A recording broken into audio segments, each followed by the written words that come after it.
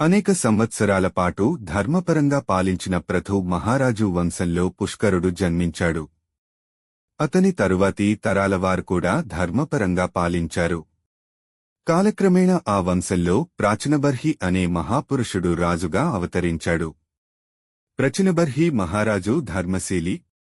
అతనికి 16 మంది కుమారులు పుట్టారు. వీరిని ప్రచేతసులు అని పిలుస్తారు. ఒకరోజు మహారాజు తన కుమారులకు ఇలా ఆజ్ఞాపించాడు, నా బిడ్డలు, మీరు భగవంతుని సేవ చేసేందుకు, నిజమైన ధర్మాన్ని తెలుసుకునేందుకు తపస్సు చేయాలి. ధర్మమే ఈ జన్మకు గమ్యం. రాజ్య పాలన కంటే ముందు భక్తి నేర్చుకోండి. తండ్రి ఆజ్ఞతో 16 మంది ప్రచేతసులు సముద్రతీరానికి వెళ్లి తపస్సు ప్రారంభించారు. వారు పరమశాంతంగా భగవంతుడి ధ్యానం చేస్తూ ఎలాంటి కోరికలు లేకుండా జీవించారు. వారి తపస్సు ప్రభావంతో లోకానికి కదలిక వచ్చింది. దేవతలు ఆనందపడ్డారు. శివుడు తపస్సుతో ఆకర్షితుడై ప్రకాశంతో వెలుగుతూ ప్రచేతస్సుల ఎదుట ప్రత్యక్షమయ్యాడు. ప్రచేతస్సులు ఆశ్చర్యంతో శివునికి నమస్కరించగా శివుడు ఎంతో మధురంగా ఇలా అన్నాడు, పుత్రులారా, మీ తపస్సు అభినందనీయం. మీ శుద్ధ చిత్తానికి గౌరవంగా నేను ప్రత్యక్షమయ్యాను. నాకంటే పెద్దవాడు పరమాత్మ నారాయణుడు. నేను ఆయన్ను నిత్యం ఆరాధించేవాడిని. మీరు కూడా ఆయన్నే ధ్యానించండి. దీనివల్లే మోక్షం సిద్ధిస్తుంది. శివుడు వారికి భక్తి మార్గాన్ని బోధిస్తూ ఒక పవిత్రమైన గీతం పాడాడు. దీనిని రుద్రగీత అని అంటారు. రుద్రగీత భక్తిని నలుగురికి నేర్పే ఉపదేశం. శివుడు తెలిపిన గీతంలో ముఖ్యమైన విషయాలు: భగవంతుడు సర్వాంతర్యామి.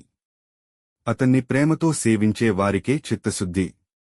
భక్తితో పాటే నైతికత, ధర్మం కూడా అవసరం. భగవంతుని స్మరణతోనే జీవితం శుభంగా మారుతుంది. శివుని దర్శనం, ఆశీర్వాదం పొందిన ప్రచేతసులు మరింత తపస్సు చేసి భగవంతుని అనుగ్రహాన్ని పొందారు. తర్వాత రాజ్యానికి తిరిగి వచ్చి ప్రజల కోసం ధర్మబద్ధంగా పాలన సాగించారు. వారి ద్వారా భూమి పునః సస్యశ్యామలమైంది. ప్రకృతి సంతులనం పొందింది. కథలోని సందేశం: తపస్సు నిజమైన భక్తికి మార్గం. శివుడే పరమవైష్ణవుడు. ఆయన ఉపదేశం భగవద్భక్తికే మార్గం.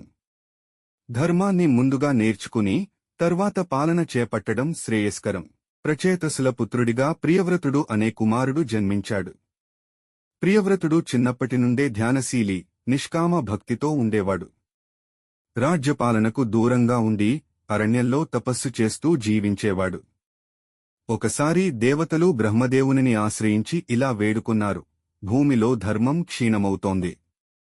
ఓ బ్రహ్మ, ఒక సజ్ఞాన రాజును ధర్మ పరిరక్షణ కోసం నియమించండి. బ్రహ్మదేవుడు ప్రియవ్రతుని వద్దకు వచ్చి ఇలా అన్నాడు, ప్రియవ్రత, తుని తపస్సు గొప్పది. కాని ఈ లోకానికి ఇప్పుడు నీ జ్ఞానం అవసరం. రాజధర్మాన్ని చేపట్టు. ఇది కూడా భగవంతుని సేవే. ముందు నిరాకరించిన ప్రియవ్రతుడు చివరికి బ్రహ్మదేవుని ఆజ్ఞకి లోబడి రాజ్యపాలనకు అంగీకరించాడు. ప్రియవ్రతుడు సింహాసనాన్ని స్వీకరించి అద్భుతమైన ధర్మ పాలనను ప్రారంభించాడు. ఆయన భగవంతుని స్మరణతో ప్రజల పట్ల సమానత్వంతో పాలించాడు. దైవజ్ఞానంతో కూడిన పాలన కారణంగా ప్రజలు సుఖంగా జీవించారు. ఒక సమయంలో భూమి భాగాలలో చీకటి నెలకొనడంతో ప్రియవ్రతుడు తన రథంతో భూమిని 7 సార్లు చుట్టాడు. ఈ 7 సార్ల ప్రయాణంతో భూమి మీద 7 ద్వీపాలు ఏర్పడ్డాయని భాగవతం చెప్తుంది. ఈ ద్వీపాలు జంబూ, ప్లక్ష, శాల్మలి, కుశ, క్రౌంచ, శాఖ, పుష్కర ద్వీపాలు. బహు సంవత్సరాల పాటు రాజ్యపాలన చేసిన ప్రియవ్రతుడు చివరికి రాజ్యాన్ని తన కుమారులకు అప్పగించి వానప్రస్థం చేపట్టాడు. అతను మళ్లీ తపస్సులో లీనమయ్యాడు. భగవంతుని స్మరణతో జీవితం గడిపాడు. కథలోని ముఖ్య సందేశాలు: ధ్యానశీలి అయినవాడు కూడా అవసరమైన సమయంలో ధర్మరక్షణ కోసం బాధ్యత తీసుకోవాలి. భగవత్ ఆజ్ఞకి లోబడి జీవించడం నిజమైన భక్తి. రాజపాలన కూడా భగవంతుని సేవగా భావించాలి. భౌతిక ప్రపంచంలో జీవించేటప్పుడు కూడా శుద్ధ చిత్తంతో ఉండవచ్చు. ప్రియవ్రత మహారాజుకి 10 మంది కుమారులు పుట్టారు. వారిలో ధర్మవంతుడిగా పేరుగాంచినవాడు ఆగ్నేధ్రుడు. ఆయన తన చిన్ననాటి నుండే భగవత్ప్రాప్తి కోసమే జీవించాలన్న సంకల్పంతో జీవించాడు. ఆగ్నేధ్రుడు రాజ్యపాలనను వదిలి తపస్సు మొదలుపెట్టాడు. పరమాత్ముని దివ్య రూపం కనబడాలని, ఆయన సేవలో తన జీవితం ధన్యమవ్వాలనే ఆశతో ఆయన గంధర్వలోకంలోని నారాయణాశ్రమం వైపు మొగ్గు చూపాడు. ఆగ్నేధ్రుని తపస్సు చూసి ఇంద్రుడు భయపడాడు. ఇతడు పుణ్యంతో స్వర్గసింహాసనాన్ని పొందతాడేమో. అందుకే ఇంద్రుడు తపస్సును భంగపెట్టేందుకు అప్సరసలను పంపించాడు. వారిలో ఒకరు పురూర్చి అనే అప్సర. పురూర్చి సంగీతం, నాట్యం, వాసనలతో తన సౌందర్యాన్ని వినియోగించి ఆగ్నేధ్రుని తపస్సును చెడగొట్టింది. ఆగ్నేధ్రుడు ఆమెను చూసి ఆకర్షితుడై ఆమెతో సహజీవనం చేయడం మొదలుపెట్టాడు. ఆగ్నేధ్రుడు అప్సర పురూర్చికి నాభి అనే కుమారుడు పుట్టాడు. నాభి మహారాజు తరువాతి భాగవత కథానాయకుడు. ఆయనకే విష్ణుమూర్తి స్వయంగా ఋషభదేవుడిగా పుట్టాడు. ఆగ్నేధ్రుడు ఆ తరువాత జీవితం మాయలో లోనే గడిపినప్పటికీ తన తత్వజ్ఞానాన్ని కోల్పోలేదు. జీవితాంతం భగవత్ స్మరణతో జీవించాడు. కథలోని గాఢమైన భావం, ఎంత ధ్యానశీలుడైనా ఇంద్రియాల బలానికి లోనవవచ్చు. భగవంతుని అనుగ్రహమే మానవుడిని తిరిగి ఆత్మ మార్గానికి తీసుకెళ్తుంది. మాయ నుంచి తిరిగి వెలుగులోకి వచ్చేందుకు జ్ఞానము, స్మరణ, సంకల్పము అవసరం. ఆ పూర్వ తపస్సు చేసిన ఆగ్నేధ్రుడు అప్సరసాయన పురూర్చి మాయలో చిక్కి ఆమెతో సహజీవనం ప్రారంభించాడు. ఈ మానవదేవ శక్తి ద్వారా ఒక దివ్య శిశువు జన్మించాడు. అతడే నాభి మహారాజు. నాభి మహారాజు చిన్నప్పటినుంచే ధర్మ, భక్తి, న్యాయం పట్ల అభిమానం కలిగి ఉండేవాడు.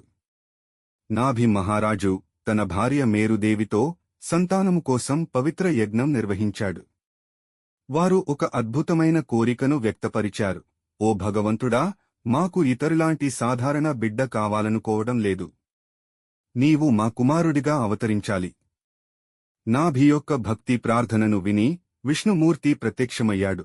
విష్ణువు దేవతలతో కలిసి వచ్చి ఇలా అన్నాడు: ఈ రాజు రాజమాతలు శుద్ధమైన ఆత్మలే. వీరి కోరిక నిజమైన భక్తితో కూడినదే. కావున నేను వీరి కుమారునిగా అవతరిస్తాను. ఈ విధంగా భగవంతుడు ఋషభదేవుడిగా, నాభికి పుత్రునిగా అవతరించాడు. నాభిరాజు కొడుకు ఋషభదేవుడు చిన్నప్పటి నుండే బ్రహ్మజ్ఞాని, భగవత్ స్వరూపుడిగా ప్రవర్తించాడు. ఆయన తండ్రి నాభిరాజుకి ప్రపంచం మొత్తం ధర్మానికి మార్గదర్శిగా చూచింది. కథలోని సారాంశం: శుద్ధమైన కోరికకు భగవంతుడు తానే ప్రత్యక్షమవుతాడు. నాభిరాజు వలన భగవంతుడు మానవుడిగా జన్మించాడు. తన రాజ్యాన్ని ధర్మపాలన భక్తితో నడిపిన గొప్ప పరమభక్తుడు. ఈ వంశమే భారత ఖండానికి పేరు పెట్టే భరత మహారాజును, జడభరతుని, రహుగణుని ఉపదేశాలను తీసుకురింది. మీకు ఈ వీడియో నచ్చితే లైక్ చేయండి, మీ మిత్రులతో షేర్ చేయండి. ఇంకా ఇటువంటి వీడియోల కోసం మా ఛానల్ను సబ్స్క్రైబ్ చేయండి. మీరు చూసినందుకు ధన్యవాదాలు.